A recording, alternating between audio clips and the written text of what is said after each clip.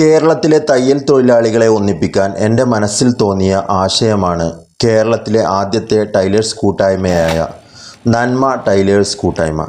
2018 കോട്ടക്കുന്നിൽ കൂടിയ സ്വാഗത സംഘം തീരുമാനിച്ച പ്രകാരം ഡിസംബർ 25 ആദ്യ മഹാസംഗമം നടന്നു. മലപ്പുറം SI അബ്ദുൾ റഷീദ് ആയിരുന്നു ഉദ്ഘാടകൻ. കൂട്ടായ്മയുടെ സ്ഥാപകൻ എന്ന നിലയിൽ എല്ലാവരും നിർബന്ധപൂർവം എന്നെ സെക്രട്ടറി ആയി തിരഞ്ഞെടുത്തു. ലോഗോ മത്സരത്തിൽ 1ാം സമ്മാനം നേടിയ യൂസഫ് കാരയ്ക്ക് അന്ന് അവാർഡ് നൽകി.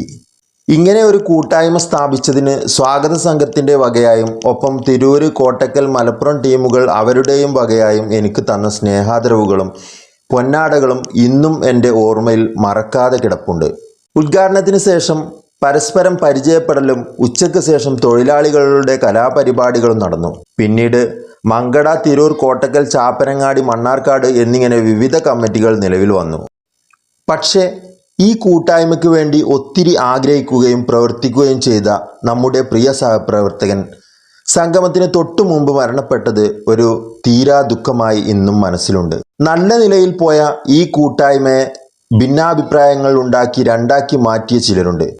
ഇന്ന് പല പേരുകളിലും ഉണ്ടെങ്കിലും പഴയ കൂട്ടായ്മ ടൈലർ സഹായി എന്ന പേരിൽ ഇന്നും നിലനിൽക്കുന്നു. ഈ കൂട്ടായ്മയെ ഭിന്നിപ്പിച്ചത് ആര്, എങ്ങനെ? കൃത്യമായ വിവരങ്ങളുമായി അടുത്ത വീഡിയോകൾ വരും.